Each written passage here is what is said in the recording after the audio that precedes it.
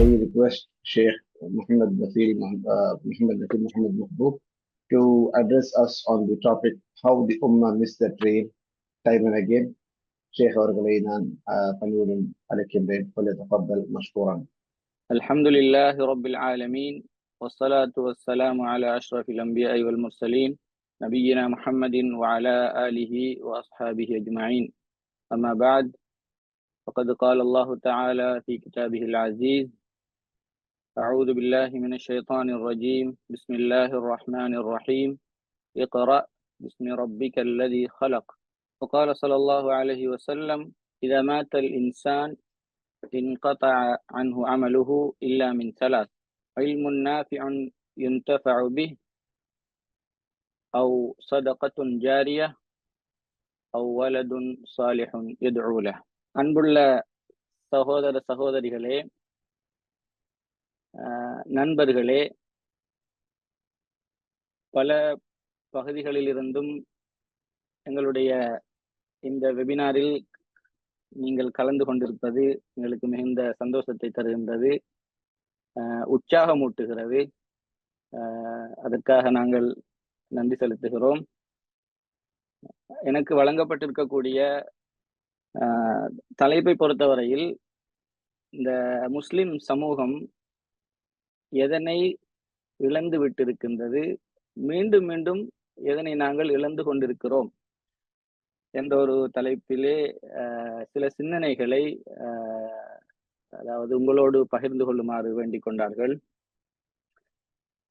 அதற்கு அமைய முதலாவதாக நாங்கள் பார்க்கின்ற பொழுது, இஸ்லாமிய மார்க்கம் கல்வியின் மீது எழுப்பப்பட்டுள்ள ஒரு மார்க்கம்.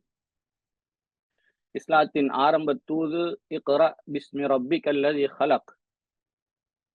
நீங்கள் ஓதுவீராக, படிப்பீராக, கல்வியை தேடுவீராக, கல்விக்காக பாடுபடுவீராக, எழுதுவீராக, வாசிப்பீராக. அதாவது நாங்கள் கல்விக்கு என்னென்ன விளக்கம் எல்லாம் கொடுக்க முடியுமோ அவ்வாறான ஒரு கட்டளையாகத்தான் அல்லாஹுடைய தூது இந்த பூமியில் முதலாக இறங்கியது. அது அவ்வாறு இருக்க நபி ஸல்லல்லாஹு அலைஹி வஸல்லம் அவர்களுடைய போதனைகள் எங்களுக்கு தெரியும். கல்வியின் முக்கியத்துவம், கல்வியின் மகத்துவம், கல்விமான்களுக்கு அல்லாஹ்விடத்திலும் மலாய்க்காமார்களிடத்திலும் இந்த உலகிலும் மறுமையிலும் இருக்கக்கூடிய அந்தஸ்துகள் எங்களுக்கு ஒன்றும் புதிதல்ல. இதனை அடிப்படையாக கொண்டு நபி ஸல்லல்லாஹு அலைஹி வஸல்லம் அவர்களுடைய தோழர்கள் செய்த கல்வி பணிகளை நாங்கள் நன்கு அறிவோம். நபி அவர்களுடைய தூதுகளை சுமந்து கொண்டு இந்த உலகின் நாலாபுறங்களுக்கும் அவர்கள் சென்று அவர்கள் செய்த கல்வி பணிகள் எங்களுக்கு தெரியும். நபி அவர்களுடைய காலத்தை தொடர்ந்து குலஃபாக்கள் செய்த பணிகள் எங்களுக்கு தெரியும். குறிப்பாக அப்பாசிய காலகட்டத்திலே ஏற்பட்ட இஸ்லாமிய கல்வி, இஸ்லாமிய கலைகள், இஸ்லாமிய பண்பாடு, இஸ்லாமிய நாகரிகம், இவைகளில் உருவாகின மறுமலர்ச்சிகளை நாங்கள் இஸ்லாமிய நாகரிகத்திலே படித்திருக்கிறோம். அப்பாசிய ஹலீஃபா ஹாரூன் ரஷீத் அவர்களுடைய மகன் மாமூன் ரஷீத் இருவரும் ஆற்றிய பணிகள், அவர்கள் தொடங்கி வைத்த பணிகள் முஸ்லிம் உலகத்தை ஒரு பொற்காலத்தை நோக்கி இட்டு சென்றது. பக்தாதிலே உருவாகின பைத்துல் ஹிக்மா என்ற அந்த நூலகம் அங்கிருந்து முழு முஸ்லிம் உலகத்துக்கும் அறிவு சுடர் வீசியது. உலகின் நாலா பகுதிகளிலும் உருவாகி அழிந்து கொண்டிருந்த நாகரிகங்களை முஸ்லிம் உலகுக்கு அவர்கள் வரவழைத்தார்கள், மொழிபெயர்த்தார்கள். மாத்திரமல்லாமல் அவைகள் எந்த இடத்தில் நின்றனவோ அந்த இடத்திலிருந்து முஸ்லிம் அறிஞர்களை, அந்த நாகரிகங்களை வளர்ப்பதற்கு இஸ்லாமிய ஆட்சியாளர்கள் பாரிய உந்து சக்தியை வழங்கினார்கள். முஸ்லிம் அறிஞர்களுக்கு சிந்தனை சுதந்திரத்தையும் இஜ்திஹாத் செய்யக்கூடிய சுதந்திரத்தையும் அவர்கள் வழங்கியதோடு மட்டுமல்லாமல், இஸ்லாமிய கல்விகள் மாத்திரமல்லாமல் உலகின் பல கலைகளையும் போதிக்கக்கூடிய கல்வி நிலையங்கள் முஸ்லிம் உலகின் பல பகுதிகளிலும் உருவாகுவதற்கு வழிவகுத்தார்கள். இந்த அடிப்படையில் நாங்கள் பார்க்கின்ற பொழுது பல முஸ்லிம் அறிஞர்களை இன்றைய நவீன விஞ்ஞான துறைகளின் முன்னோடிகளை நாங்கள் பார்க்கலாம். அதிலே நாங்கள் எங்களுடைய இந்த செஷனுக்கு பொருத்தமாக கருதக்கூடிய ஹவாரிஸ்மி அவர்களுடைய பங்களிப்பை நான் இலேசாக தொட்டு காட்டலாம் நினைக்கிறேன். கிறிஸ்துவுக்கு பின் 8ஆம் நூற்றாண்டின் கடைசி பகுதியில் பிறந்து 8ஆம் நூற்றாண்டின் ஆரம்ப பகுதியில் முதல் அரைவாசியில் மரணித்த ஹவாரிஸ்மி அவர்கள் ஆற்றிய பாரிய பங்களிப்பு இன்று உலகையே ஆட்டி படைக்கக்கூடிய ஆர்டிபிஷியல் இன்டெலிஜென்ஸ் துறைக்கு ஒரு ஃபவுண்டேஷனாக உருவாகியது. அல்கோரிதமாக இருக்கலாம், அல்ஜிப்ராவாக இருக்கலாம், இன்றைய கம்ப்யூட்டர் சயின்ஸின் ஃபவுண்டேஷன்ஸாக இருக்கலாம். எல்லாமே அவர் எழுதிய அல் ஜபர் வல் முகாபலா, கிதாபுல் ஜபர் வல் முகாபலா, இந்த நூலை அடிப்படையாக வைத்துத்தான் உருவாகின. அவருடைய அந்த நூலின் தாக்கம்தான் இன்றைய ஆர்டிபிஷியல் இன்டெலிஜென்ஸ், அல்கோரிதம் இவற்றினுடைய பாரிய வளர்ச்சிக்கு பின்னால் இருந்து கொண்டிருக்கின்றது. இதனால் முஸ்லிம் அறிஞர்களும் பெரும் ஒரு கௌரவத்தை அந்த காலத்திலே பெற்று வந்தார்கள்.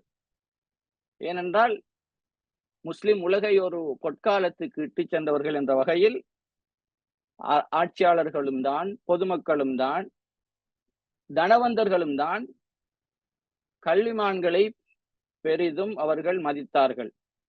என்றாலும் 13ஆம் நூற்றாண்டில் முஸ்லிம் உலகு வீழ்ச்சி அடைய தொடங்கியதோடு முஸ்லிம்கள் உருவாக்கி வந்த அந்த அறிவியல் புரட்சியும் வீழ்ச்சியடைய ஆரம்பித்தது. இதற்கு நாங்கள் பல காரணிகளை காணலாம்.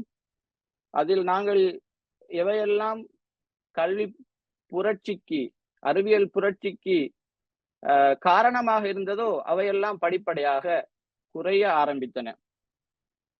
இதனால் பல துறைகளிலும் முஸ்லிம் உலகு பின்னோக்கி சென்றது. அரசியல், பொருளாதாரம், சமூகவியல், எல்லாவற்றையும் நாங்கள் அடுக்கிக் கொண்டு போகலாம். எங்களுக்கு தேவையான ஒன்று இன்றைய இந்த குறிப்பிட்ட நேரத்திற்கு மார்க்க ரீதியான பின்னடைவுதான் எங்களை இன்னும் மேலும் மேலும் பின்னடைவுக்கு இட்டு சென்று கொண்டிருக்கிறது. அதாவது இஜ்திஹாதின் வாயில்கள் மூடப்பட்டன. அதே மாதிரி முஸ்லிம்களிடத்தில் தக்லீத், அதாவது மார்க்க ரீதியான சிந்தனைக்கே இடம், மார்க்க ரீதியாக சிந்திப்பதற்கு, இஜ்திஹாத் செய்வதற்கு இருந்த அந்த வாயில்கள் மூடப்பட்டதனால் புதிதாக வரக்கூடிய பிரச்சனைகள், புதிதாக அந்நியவர்களிடத்திலிருந்து கிடைக்கப்பெறுகின்ற கண்டுபிடிப்புகளுக்கெல்லாம் முஸ்லிம் உலமாக்கள் பூட்டு போட ஆரம்பித்தார்கள். எழுத்தெடுப்பிலே அதை சந்தேகக்கண் கொண்டு பார்ப்பது, அதனை விரிவாக ஆராய்வதில்லை, அதாவது தவக்குலுக்கு மாற்றமானது, இவ்வாறு நிறைய காரணங்களை சொல்லி அவற்றுக்கு முஸ்லிம்களை சித்திப்பதை விட்டும் அதனை அனுபவிப்பதை விட்டும் தூரமாக்க துவங்கினார்கள். நாங்கள் சில உதாரணங்களை பார்க்கலாம். உதாரணத்திற்கு சத்திர சிகிச்சை செய்வதை கூட ஹராம் என்று ஃபத்வா கொடுத்தார்கள். உடல் தானங்கள் செய்வது, உடல் மாற்றம் செய்வது, அதே மாதிரி நவீன முறையிலான அந்த கருத்தரித்தல் முறைகள், இவற்றையெல்லாம் அந்நியவர்களிடத்திலிருந்து வந்தது என்பதற்காக கூடாது என்று ஃபத்வா கொடுத்தார்கள். இந்த அடிப்படையை நாங்கள் பார்க்கின்ற பொழுது நவீன கருவிகளை பாவிப்பதில் கூட முரண்பட்டு கொண்டார்கள். கேமராவை பாவிப்பது கூடாது, டிவி பாவிப்பது கூடாது, கேமரா உள்ள போன் பாவிப்பது கூடாது. இப்படியெல்லாம் ஃபத்வாக்கள் வந்தன. பெண்கள் கல்வி கற்கக்கூடாது, பெண்கள் தொழில் செய்யக்கூடாது. இதே மாதிரி எல்லாம் நிறைய ஃபத்வாக்கள், அதாவது பிற்காலத்திலே கவலைப்படக்கூடிய அளவுக்கு ஹராம் ஃபத்வாக்கள் வெளியாகின. இந்த வரிசையிலே தான் இஸ்லாமிய வங்கி முறை கடந்த நூற்றாண்டின் பிற்பகுதியில் அறிமுகப்படுத்தப்பட்ட பொழுது அதனை கடுமையாக எதிர்த்தார்கள். காரணம், வட்டி முறை ஒத்ததாக இருக்கின்றது. இஸ்லாமிய அதாவது அதாவது ஷரியா அடிப்படையிலான கான்ட்ராக்டுகள் அங்கு பாவிக்கப்பட்டாலும் அவையெல்லாம் ஒரு என்ன மார்க்கம் பூசப்பட்ட கான்ட்ராக்டுகள் தானே அன்றி உண்மையாக மார்க்க அடிப்படையிலான கான்ட்ராக்டுகள் இல்லை என்று அதனை கடுமையாக எதிர்த்து ஃபத்வாக்கள் கொடுத்தார்கள். அவ்வாறு இஸ்லாமிய இன்சூரன்ஸ் முறை அறிமுகப்படுத்தப்பட்ட பொழுது அது தவக்குலுக்கு மாற்றமானது. இன்சூரன்ஸ் செய்வது கூடாது, அல்லாஹின் மீது நம்பிக்கை வைக்க வேண்டும் என்று அதற்காக எதிர்த்து ஃபத்வாக்கள் கொடுக்கப்பட்டன. அதன் தொடராக இன்று நாங்கள் பேசிக்கொண்டிருக்கக்கூடிய இந்த ஃபின்டெக் பாரிய புரட்சியை உருவாக்கி கொண்டிருக்கக்கூடிய ஃபைனான்சியல் டெக்னாலஜி, அதாவது Islamic banking Islamic finance Islamic fintech, அதுதான் ஃபியூச்சர் நாங்கள் பேசிக்கொண்டிருக்கும் பொழுதே இதுவும் கூடாது என்று மீண்டும் மீண்டும் மக்களை இதனை அனுபவிக்க விடாமல், இதன் நன்மைகளை அடைய விடாமல் கூடாது என்று பேசிக்கொண்டிருக்கக்கூடிய நம்முடைய சமூகத்திலே அதிகமானவர்கள் இருப்பதுதான் நமக்கு கவலையான விடயம். உண்மையிலே இந்த விடயம் மாற வேண்டும். ஏனென்றால் இஸ்லாம் ஒரு முழுமையான மார்க்கம். வாழ்வின் சகல துறைகளுக்கும் தீர்வு உள்ளது என்று சவால் விடக்கூடிய ஒரு மார்க்கத்தில் இன்று உலகையே கட்டுப்படுத்தி கண்ட்ரோலில் வைத்திருக்கக்கூடிய அந்த ஃபைனான்சியல் இண்டஸ்ட்ரி இஸ்லாத்தில் அதற்கான சொல்யூஷன் இல்லை என்று சொன்னால் அல்லாஹ்வுடைய மார்க்கத்தை உண்மையில் பொய்ப்பிப்பதாகத்தான் நாங்கள் அதனை கருத முடியும். மா ஃபர்ரத்னா ஃபில் கிதாபி மின் ஷை, அல்லாஹ் தஆலா நாங்கள் எதையுமே விட்டு வைக்கவில்லை என்று அல் குர்ஆனிலே சொல்லுகிறான். அல்யோம் அக்மல்து லக்கும் தீனக்கும், உங்களுடைய மார்க்கத்தை நான் நிறைவாக்கி தந்திருக்கிறேன். அப்ப உலகிலே வாழ்வதற்கு இஸ்லாத்திலே தீர்வில்லை என்று சொன்னால் இஸ்லாம் நிறைவு பெறாத மார்க்கம் என்றுதான் இவர்கள் அர்த்தம் கொடுக்கிறார்கள். எனவே எம்முடைய சமூகத்தில் இருக்கக்கூடிய இந்த வகையான சிந்தனை போக்கை மாற்றி தெரியாதவற்றை தெரிந்தவர்களிடம் கேட்டு கற்றுக்கொள்ளக்கூடிய, பிடிவாதமாக அல்லது சுயநலத்துக்காக நடக்கக்கூடிய நல்ல ஒரு காரியத்தை மறுக்கக்கூடிய அல்லது ஹராமாக்கக்கூடிய அந்த பழக்க வழக்கத்தை விடுவதற்கான முயற்சிகளை செய்வது நம் அனைவருக்கும் கடமை என்று தெரிவித்து முடித்துக் கொள்கிறேன். வஆகிரு தஅவானா அனில் ஹம்துலில்லாஹி ரப்பில் ஆலமீன்.